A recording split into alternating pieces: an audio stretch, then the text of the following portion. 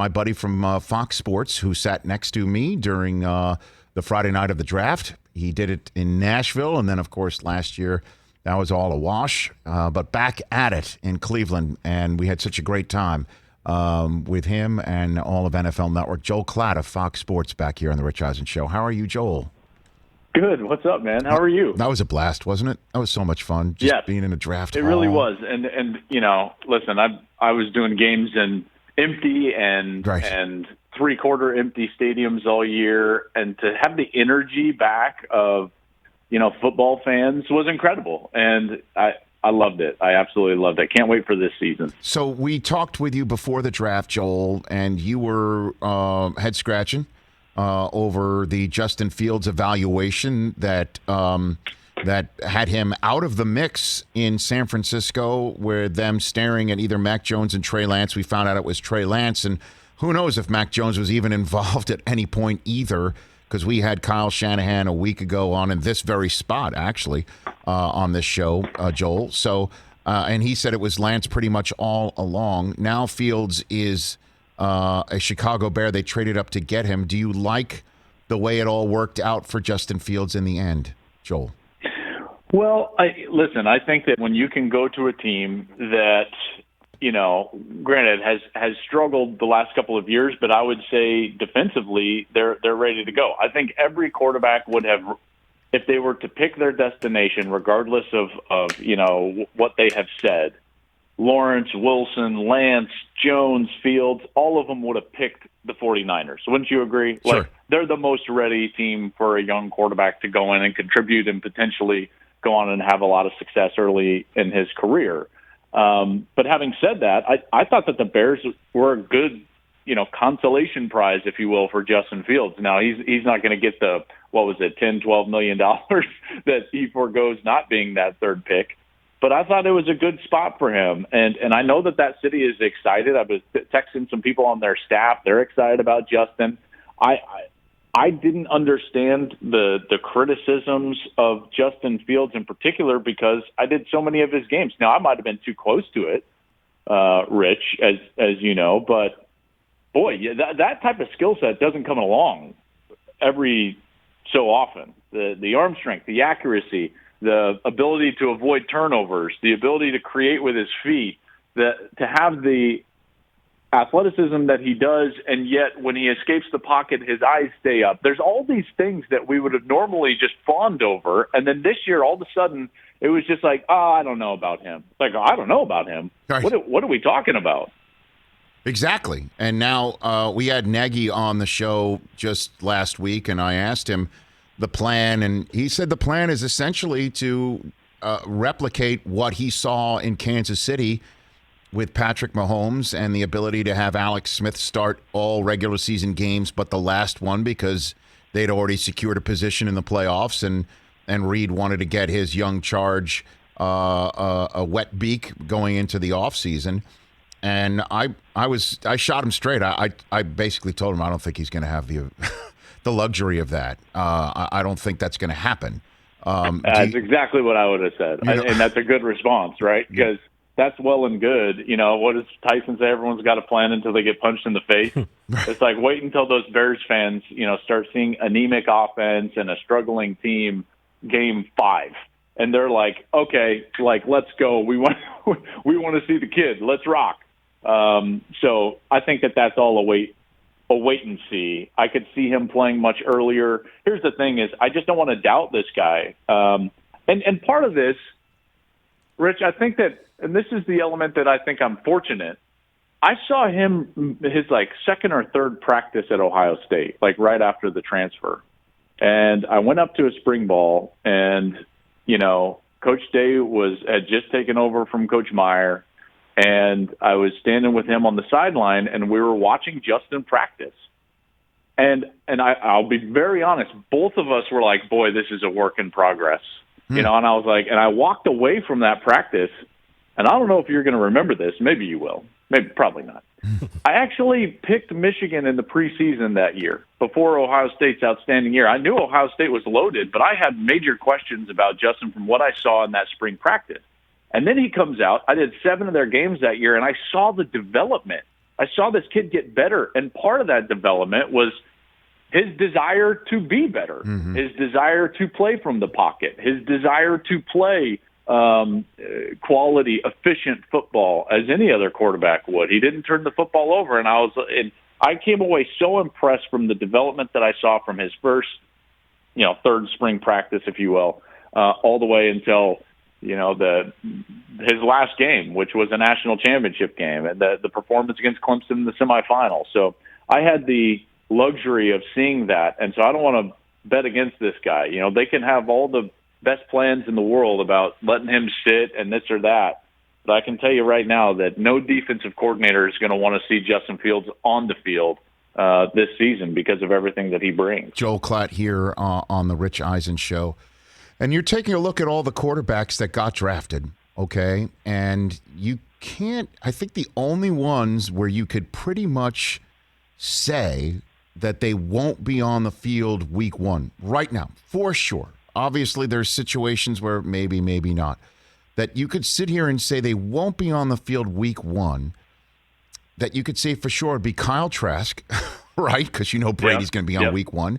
And I guess maybe even Kellen Mond, right? Because we're assuming that's obviously, it's Kirk Cousins there. But even with Davis Mills, even with Ian Book, I'm not going to sit here and say that he's not going to go into training camp and maybe wow some people. That's a very infinitesimal odd, though, that he would be on week one for the Saints.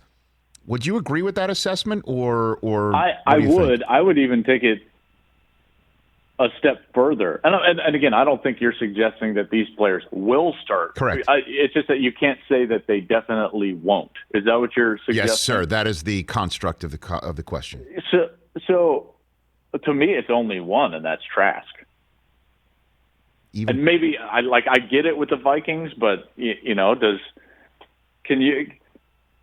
knows with Kellen Mond? I don't think that the Vikings are totally married to Cousins in that respect. Now, having said that, I think that that's a very low probability, and I'm not suggesting that Cousins should be sat down by any stretch. But if you're just sitting here and you're saying, you've got to bet your mortgage, Trask is really the only one that you're like, yeah, that's just a no-brainer safe bet. Everybody else, I think, at least has the opportunity to go into a camp and compete for playing time. Now, whether that's going to happen or not is a different suggestion. So Mond would be the next guy, probably Book the next guy, and then everybody else has a shot, including, and this is the one that you were, so emphatic about, but Davis Mills. Mills to the Texans, I thought was quietly, the most impactful, telling pick in the entire draft.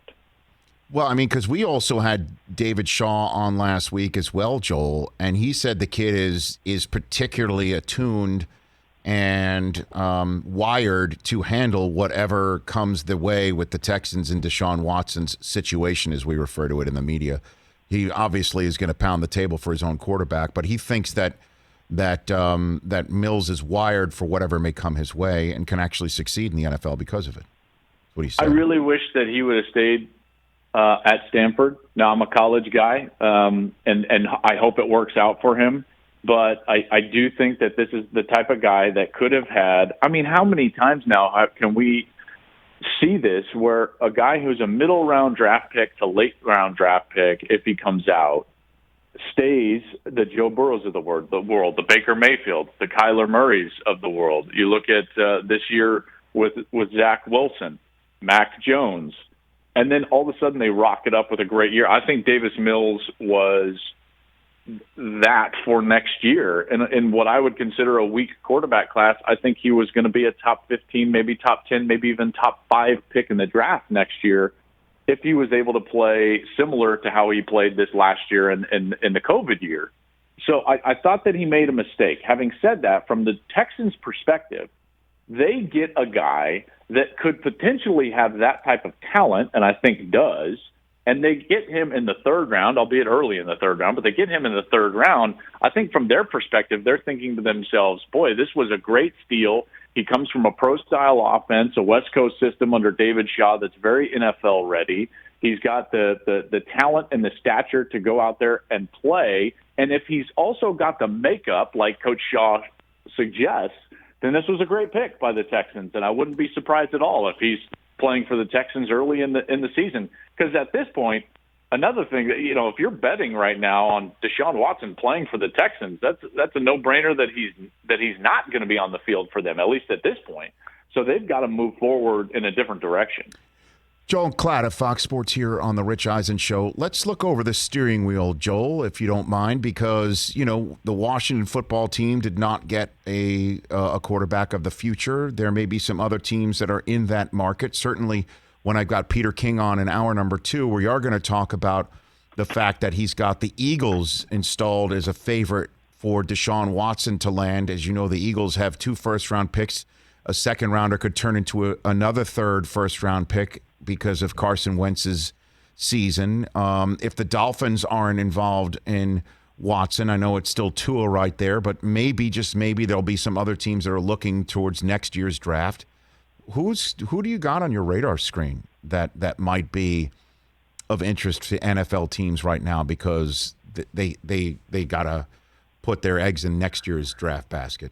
Yeah, so well, like I said, I don't think it's as strong as this class, but I don't think this class was as strong as we thought it was going to be, going into the year. Right. So I would start with Spencer Rattler at Oklahoma. He's the most talented, and he possesses the type of arm talent that we see with Zach Wilson. I think that it's maybe even a little bit more refined from an accuracy perspective. He's got a supreme level of confidence, and I think that he learned a valuable lesson last year. They struggled early in the season, in his first season as a starter, and partly and really mainly because of his inability to protect the football and losses to Iowa State, loss to Kansas State. And in the Red River game, it was a game that Gus and I were calling, actually, against Texas. Lincoln Riley sat him down and just flat benched him in the middle of that game. And for that program, that position, to get benched in that game, that's a dagger. And he came back and played unbelievable the rest of the year, in large part due to the fact that he was able to utilize the offense. If he learned that lesson and continues that into this year, I think that he's going to be a safe bet to be a top quarterback in this class. I think that Sam Howell from North Carolina is a guy that is excellent. Now, I have had a lot of different coaches throughout the ACC tell me that they were stronger running the football with Javonte Williams than they were throwing the football with Sam Howell. So that might be something that he may struggle without that running game. You've got Desmond Ridder at Cincinnati. You've got, Keaton Slovis at USC, but they're going to have big years and prove some doubters wrong to get up there into that first round. I don't think it's a great class, but those are the names that you're looking at. Is Rattler worthy of a number 1 overall pick, you think, when it's all said and done? I think he can be. I think that he can be. If he plays the way that I expect he plays, and this, by the way, this is going to be Oklahoma's best shot to get themselves out of that semifinal into the national championship. Maybe even, that Baker team that lost to Georgia in overtime, that was a team that probably could have, at least on paper, competed for a national title, and I would have loved to have seen him in that game. But this is going to be their best year. If they're able to have a season like that, I think that he would make a serious push for that number 1 spot. It's going to be hard, though, because I'll be honest, there's a couple of guys like Kayvon Thibodeau, the edge player from Oregon. He is a freak. So I don't know if anyone's going to be able to tackle that top spot away from Kayvon Thibodeau. Joel, before I let you go, I got to have you tell the story. You know what story I'm going to have you tell because you told it to me on the set. Chris Brockman, again, like I'm standing there. Joel's telling a story before Friday night's draft coverage to DJ and Charles. They rock their heads back laughing and call me over and they say, Joel, you got to tell the story. So I'll give you the floor, Joel.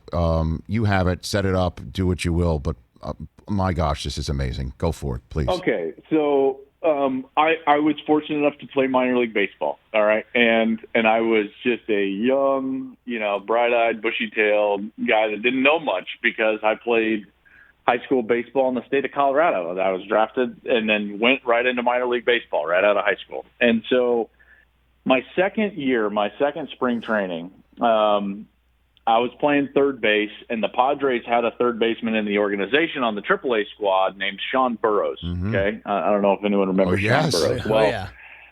So this is way back. This is prior to 9/11. This is prior to security and social media. So like spring training was a free for all in the minor leagues. You could walk wherever you wanted. You could even go and like just watch big league, batting practice, so on and so forth. And so it wasn't uncommon for a guy at a position to be like, hey, I'm sore today, or I need a couple days off. And they would just be like, hey, go take his spot on this team or that team. So Burroughs gets a sore arm, and they're like, hey, we want to shut him down for 3 days or so. So, hey, Klatt, just go hit in Burroughs' spot and play third base for the AAA squad during this week for spring training. And I'm like, great. Okay. So I just start going with them.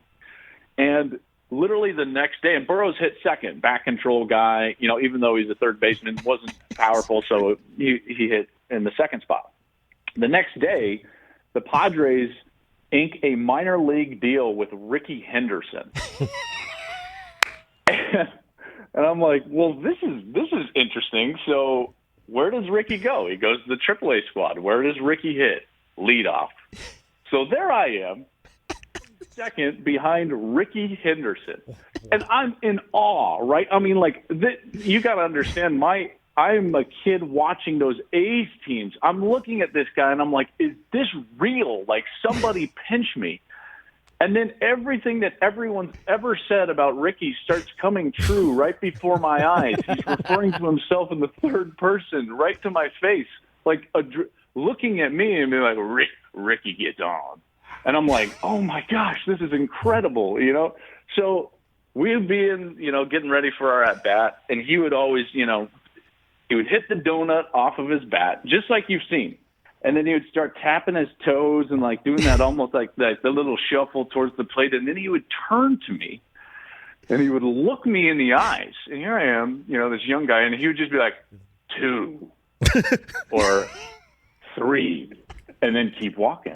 And I was like, what in the what is he talking about? I have no idea. And I was just like, well, I just want to impress him. So I'm like, man, I'm a power hitter. I just want to hit jacks. Like, just swing as hard as you can, Joel. Like, hit a home run. So he's got to wait for you at home plate so I can give him a bash brother. Like, that's what I'm thinking in my head. I'm like, oh, it's going to be amazing. I'm going to bash brother with Rickey Henderson at home plate. So I'm going up there and I am swinging out of my shoes on every pitch. And he keeps telling me this number before every at-bat. So finally, I go up to the skipper, Jeff Gardner, and I'm like, Skip, why in the world does Rickey keep telling me a number? And he looks at me, and he puts his arm around me, and I'm 3 days into this, guys. I've taken now, 20 at-bats behind Rickey. And he's like, Rook, that's how many pitches he expects you to take so he can steal second.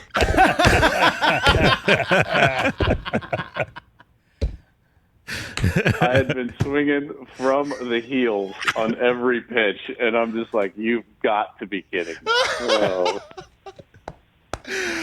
That is just the greatest. Unreal. And he never said anything to you like, hey, I give you the number, and now you're just hacking for the fences. Oh, my God. Never. And he never, and he would do it with the same tone, not like, hey, this time, give me 2. He just kept turning and telling me a number, like the same raspy voice, the same, just 3. And then he would walk. 1. Did you ever walk up? Did you ever hit one out? No, never. Not only did I embarrass myself thoroughly, but I never even hit one out. Ugh. Joel, I love that story. Amazing. That's one to tell. Wow. I'm so glad you told it to us, and thanks for coming on the show, as always. You're the best, Joel. Thanks for the time, man. Have a good one, guys. There you go. Buddy. It's Joel Klatt. Was that advertised? That was as advertised. I was not expecting Rickey Henderson. 2, 3. That's the number of pitches, so he could take second.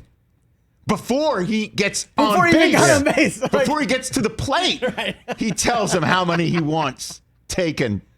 He had to have been doing that his whole career, right? Of course. Absolutely. He's Rickey Henderson. He is an all-timer, man. He's Rickey Henderson. All-time. Remember the snatch catches? Oh. Mm-hmm. I was just, every time he did it, he would snatch it out of the air, and it's just like, oh my God. I had visions of the ball rolling into the corner because he took it and would fling it in a different direction. Never once. Never did. Never did. Ricky. It's just the best of all time. Charles Davis told a story that somebody told him that Ricky would collect his per diem checks on the road. I've heard this, yeah. Right? He would collect his per diem checks on the road and place them in a bowl in his house. And whenever a kid comes to the house or whatever and did a job for him, or one of his kids had a good week for an allowance, pick out a check. Pick out a check. Could you imagine if it was a 10-game road trip per diem? Yeah, you want to. That's the one. And then, of course, it would be just that one check for me, like a CSI Miami check for me. Exactly. Hey, you watched all the way to the end. Thanks for that. Watch more right here.